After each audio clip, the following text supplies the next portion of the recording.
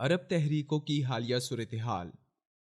تحریکیں اور انقلاب تاریخ کے بہتے دھارے کے ساتھ آزادی اور انسانی وقار کی بحالی کی طرف مسلسل خونی سفر کرتے رہتے ہیں۔ بشار الاسد اپنے ایرانی اتحادیوں اور فرقہ پرست ملیشیاؤں کی مدد سے شامی عوام سے 6 سالہ جنگ لڑنے کے بعد بھی اس جنگ کے خاتمے یا شام میں تبدیلی کا دور دور تک امکان نہیں، مگر انسانی جانوں کے ضیاع اور تباہی نے مزید مایوسی کو جنم دے دیا ہے۔ ان وجوہات کو شمار کرنا مشکل نہیں جو شام کو اس طرف لے کر گئیں، اور نہ ہی اس کے ذمہ داران کا تعین کرنا ناممکن ہے جو شہروں، قصبوں اور سب سے بڑھ کر معصوم جانوں کی ہلاکت کا سبب بن رہے ہیں۔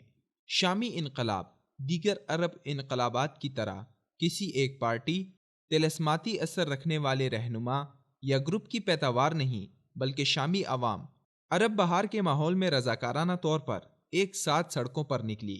شامی فوج کی مخالفت اور اس کے مظالم کا جواب دینا ایسا فیصلہ تھا جو کسی ایک اپوزیشن پارٹی یا کارکنان کے گروپ نے نہیں کیا، بلکہ یہ لوگ بتدریج اس انقلاب کا حصہ بنتے گئے۔ عوامی مسلح بغاوت ریاستی اداروں کی سربریت اور ظلم کا براہ راست رد عمل تھی۔ 2 سال بعد القاعدہ اور داعش بھی اس انقلاب کا حصہ بن گئے، مگر یہ انقلاب ویسی متحد قیادت نہ پا سکا جو کہ اپنے مقاصد کا تعین کر پاتی۔ پہل اس کا مزاج اصلاح پسندانہ تھا، جس کا مقصد سیاسی، سماجی اور معاشی تبدیلی تھا۔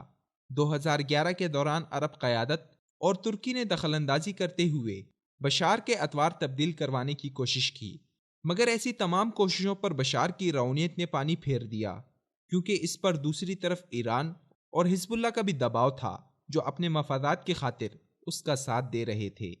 امریکہ نے بھی خاموش تماشائی رہ کر بشار کے ناجائز فیصلوں اور وحشیانہ اقدامات کو اندرون خانہ تقویت فراہم کی، جو کہ اس خطے میں حالات کے بگاڑ کی سب سے بڑی وجہ بنی۔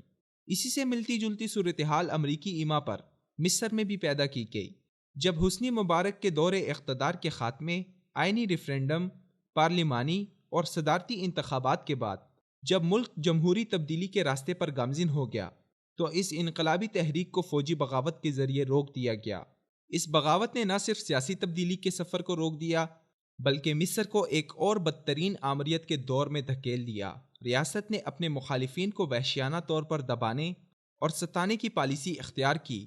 منتخب صدر محمد مرسی، سیاسی رہنما، کارکنان اور ہزاروں مصری شہری پابند سلاسل کیے گئے، اور یہ سلسلہ آج بھی جاری ہے۔